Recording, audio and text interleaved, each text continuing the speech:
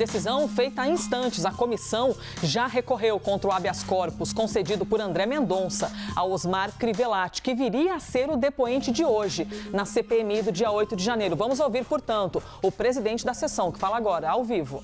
O Wellington Macedo de Souza, se não houver nenhuma liminar que impeça e que conceda também ao senhor Wellington o direito de não comparecer à CPMI, apesar dele ser um terrorista que tentou colocar uma bomba no aeroporto de Brasília. Então eu vou abrir a palavra, inicialmente aqui. Tem muita gente inscrita, pelo que eu constatei aqui.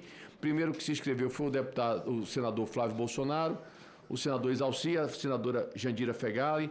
Presidente, eu pedi para você... Eu vou... fazer questão de ordem, presidente. Dá alguns minutos para cada um falar, para... eu vou fazer isso, Não precisa ser 10 minutos. Faz o seguinte, eu vou dar 3 minutos para quem quiser falar. Então, pela ordem, eu fiz uma relação aqui. Se eu falhei na relação, é normal, porque todo mundo levantou a mão, mas eu anotei aqui, os 4 primeiros, pelo menos, eu vi. Eu vou anotar todo mundo. Tá bom. Então, com a palavra, o senador Flávio Bolsonaro.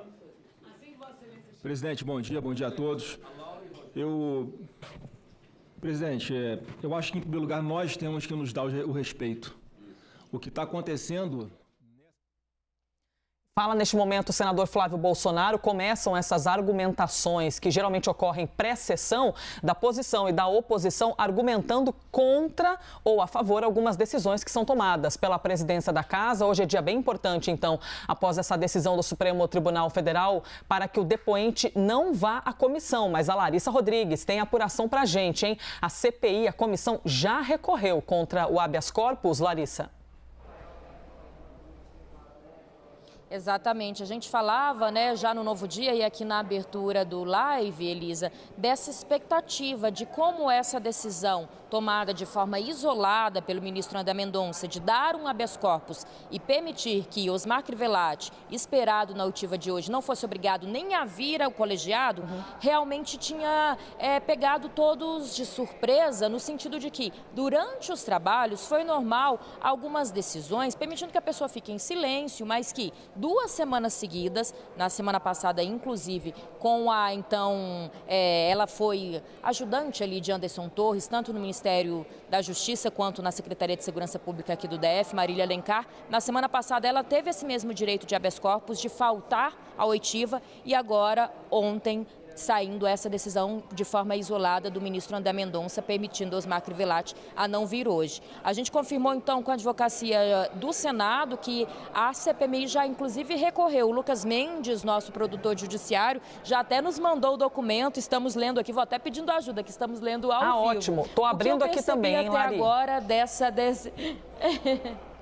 Quem perceber mais coisa vai chamando, mas o que eu vi até agora, eles recorrem primeiro ao próprio ministro André Mendonça, pede preliminarmente que essa decisão monocrática, ou seja, individual de André Mendonça, seja revista, seja reconsiderada, essa é a palavra que o colegiado usa, e aí na sequência diz, na hipótese de indeferimento do pedido de reconsideração, ou seja, se o ministro continuar acreditando e decidindo que não é preciso que Osmar Crivellati seja obrigado a vir na CPI, prestar esclarecimentos no colegiado, que o recurso seja analisado pelo colegiado.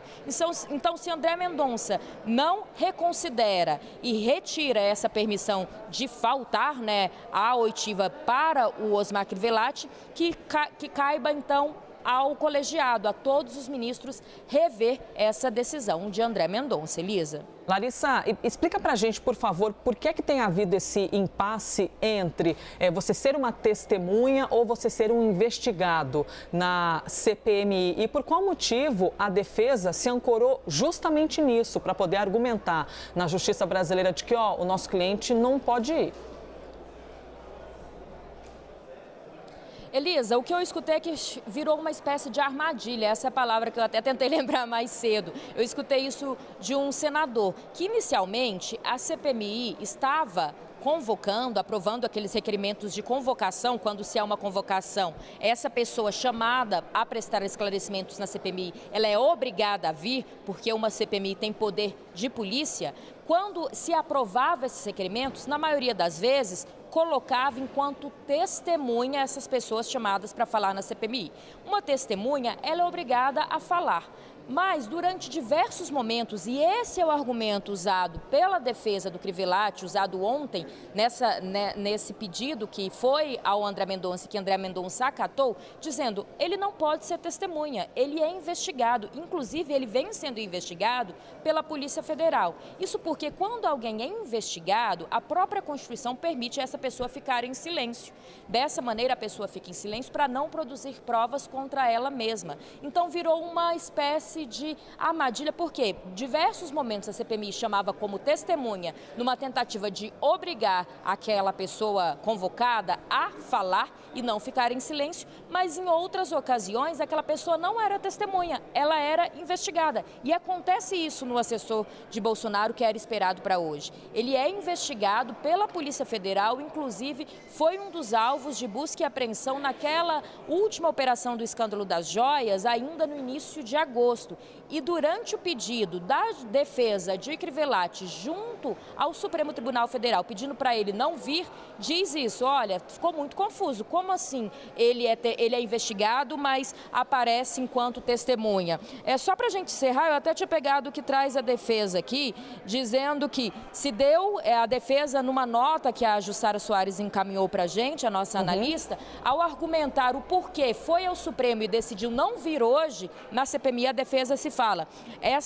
A decisão de não comparecer se deu, abre aspas, unicamente em razão da clara confusão entre o objeto da CPMI e as investigações. É juridicamente impossível distinguir quais perguntas ele deveria responder enquanto testemunha e quais ele poderia ficar em silêncio enquanto investigado. Elisa. Estão aí, portanto, as informações dessa decisão da Justiça brasileira. Pedem, então, que reconsiderem, sem prejuízo mediante tutela de urgência, para se determinar a compulsoriedade de comparecimento do depoente. É isso que diz a decisão da Justiça. Neste momento, a imagem do presidente da comissão. Daqui a pouco a gente volta a mostrar tudo que ocorre neste momento dentro da CPI. E por qual motivo daqui a pouco? É porque é muita notícia. A gente quer fazer todo mundo caber dentro aqui dessas nossas 3 horas de jornal.